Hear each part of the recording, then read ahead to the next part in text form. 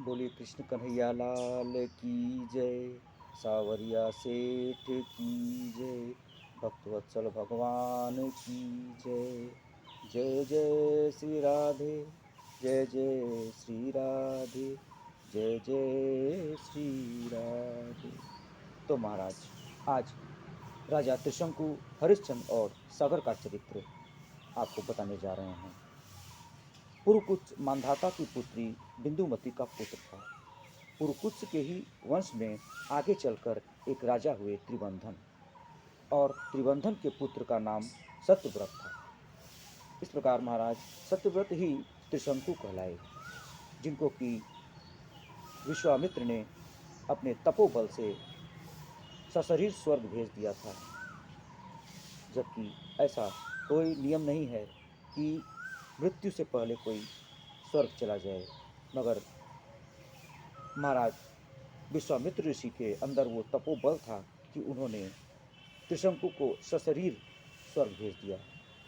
परंतु स्वर्ग में जाकर देवताओं ने उन्हें वहां से ढकेल दिया, और विश्वामित्र जी ने उन्हें अपने तपोबल से आकाश में ही स्थिर कर दिया।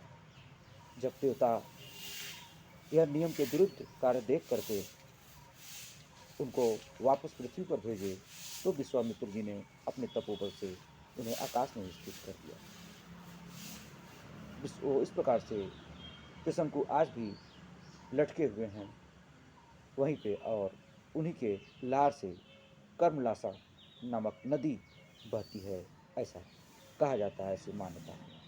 तो महाराज देवताओं ने उन्हें वहाँ से ढकेल दिया, और विश्वामित्र जी ने उन्हें अपने तपोबल से आकाश में ही स्थिर कर दिया।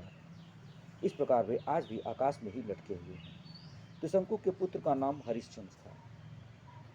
वरुण की कृपा से हरिश्चंद्र को रोहित नाम का पुत्र प्राप्त हुआ था। रोहित हरिश्चंद्र का पुत्र था।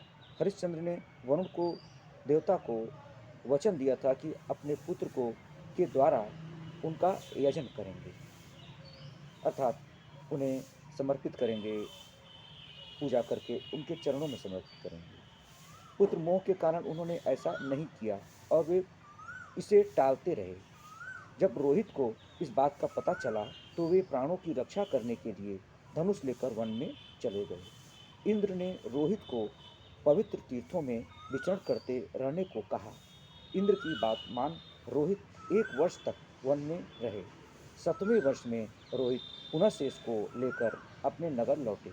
हरिश्चंद्र ने पुनः शेष के द्वारा यज्ञ पशु बनाकर वरुण देवता का यजन किया।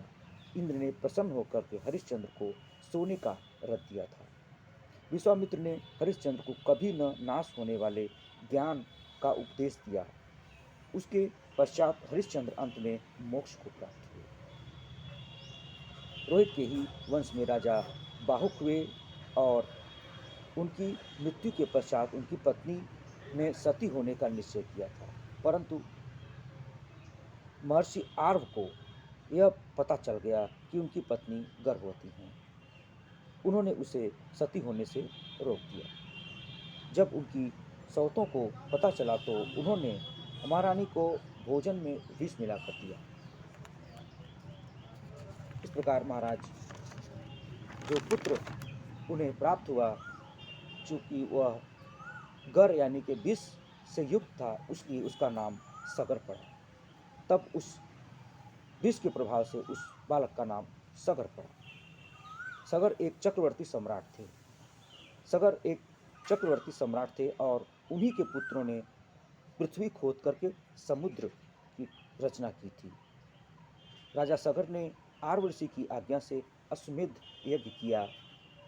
उनके यज्ञ में जो घोड़ा छोड़ा गया था, उसे इंद्र ने चुरा लिया था।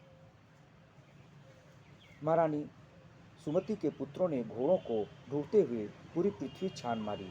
अंत में वह घोड़ा उन्हें कपिल मुनि के आश्रम में बंधा हुआ मिला। घोड़े को देखकर वो 60,000 राजकुमार शस्त्र उठाकर कपिल मुनि को की ओर दौड़े। उन्होंने सोचा कि कपिल मुनि ही उस घोड़ों के चोर हैं, परंतु ऐसा नहीं था। इंद्र ने उन राजकुमारों की बुद्धि को हर ली थी, इसीलिए कपिल मुनि के को तपोबल के कारण वे राजकुमार क्षण भर में जलकर भस्म हो गए, क्योंकि कपिल मुनि तपस्या में लीन थे और उनकी तपस्या जब भंग हुई तो उनकी क्रोधाग्नि में सगर के सारे 60,000 पुत्र राजकुमार जलकर भस्म हो गए। सगर की दूसरी पत्नी का पौत्र अंशुमान थे। राजा सगर की आज्ञा से अंशुमान घोड़े को ढूंढने के लिए निकले। घोड़े को ढूंढते हुए वे कपिल मुनि के आश्रम पहुंच गए। वहां उनके चाचाओं के के पास ही भस्म के शरीर के पास ही घोड़ा बंधा हुआ था, अर्थात जहां उनका शरीर का भस्म पड़ा हुआ था वहीं घोड़ा बंधा हुआ था। अंशुमान ने हाथ जोड़कर कपिल मुनि की स्तुति की।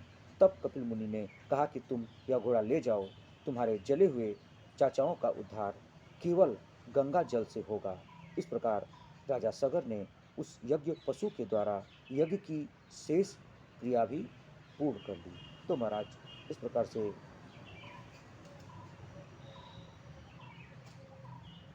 यज्ञ संपन्न हुआ और